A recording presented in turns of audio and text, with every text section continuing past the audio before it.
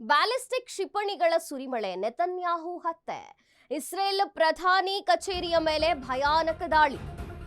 Ballistic ಕ್ಷಿಪಣಿಗಳ ಸುರಿಮಳೆ, Netanyahu ಹತ್ಯೆ. Israel ಪ್ರಧಾನಿ ಕಚೇರಿ ಮೇಲೆ ಭಯಾನಕ ದಾಳಿ. ಖಮೇನಿ ಕೊಲೆಗೆ ಪ್ರತೀಕಾರವಾಗಿ ನೆತನ್ಯಾಹು ಹತ್ಯೆ. ಕ್ರಿಮಿನಲ್ ಪ್ರಧಾನಿಯನ್ನ ಗುರಿಯಾಗಿಸಿಕೊಂಡಿದ್ದೇವೆ.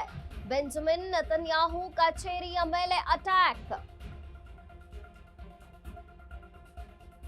ಯಶಸ್ಸಿನ ಸುದ್ದಿಯನ್ನ ಶೀಘ್ರದಲ್ಲೇ ಘೋಷಿಸುತ್ತೇವೆ.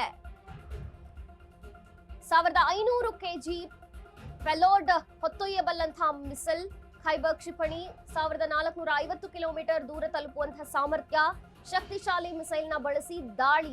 ಇರಾನ್ನಿಂದ ಆಗಿರುವಂತಹ ದಾಳಿ, ಇರಾನ್ ದಾಳಿಯ ಬಗ್ಗೆ ಇನ್ನೂ ಸ್ಪಷ್ಟಪಡಿಸದಂತಹ ಇಸ್ರೇಲ್.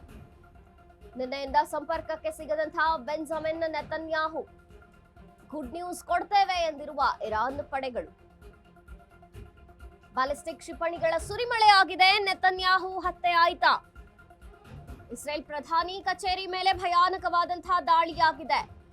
ಖಮೇನಿ ಕೊಲೆಗೆ ಪ್ರತೀಕಾರವಾಗಿ ಈಗ ನೆತನ್ಯಾಹು ಹತ್ಯೆಯನ್ನು ಬಯಸ್ತಿದೆಯಾ ಇರಾನ್? ಕ್ರಿಮಿನಲ್ ಪ್ರಧಾನಿಯನ್ನ ಗುರಿಯಾಗಿಸಿಕೊಂಡಿದ್ದೇವೆ ಅಂತ ಹೇಳುತ್ತಿದೆ. ಬೆಂಜಮಿನ್ ನೆತನ್ಯಾಹು ಕಚೇರಿಯ ಮೇಲೆ ಅಟ್ಯಾಕ್ ಆಗಿರುವಂಥದ್ದು. ಯಶಸ್ಸಿನ ಸುದ್ದಿಯನ್ನ ಶೀಘ್ರದಲ್ಲೇ ಕೊಡ್ತೇವೆ ಅಂತ ಘೋಷಿಸಿಕೊಳ್ತಿದೆ ಇರಾನ್.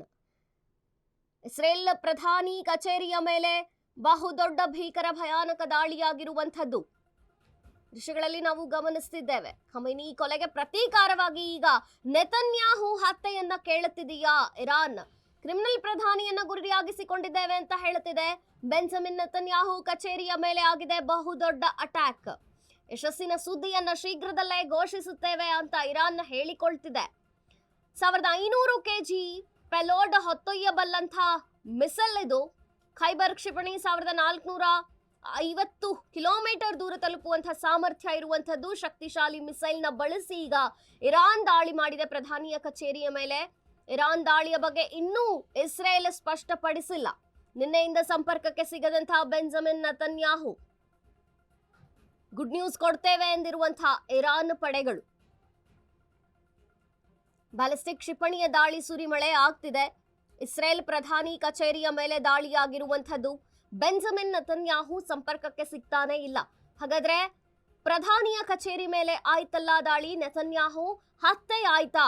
ಇರಾನ್ ಹತ್ಯೆಗೆ ಮುಂದಾಗಿದ್ದು ನೆತನ್ಯಾಹು ಇದ್ದಾರಾ? ಅಥವಾ ಈಗ ಆಗಿರುವಂತಹ ಬೆಳವಣಿಗೆಗಳನ್ನ ನೋಡಿದ್ರೆ ಬೆಂಜಮಿನ್ ನೆತನ್ಯಾಹುವ ಮೇಲೆ ಕಚೇರಿಯ ಮೇಲೆ ಅಟ್ಯಾಕ್ ಆಗಿರುವಂಥದ್ದು, ಪ್ರಧಾನಿಯ ಸ್ಥಿತಿ ಏನಿದೆ ಅನ್ನೋದನ್ನ ಇಸ್ರೇಲ್ ಈಗ ಸ್ಪಷ್ಟಪಡಿಸಬೇಕಿದೆ.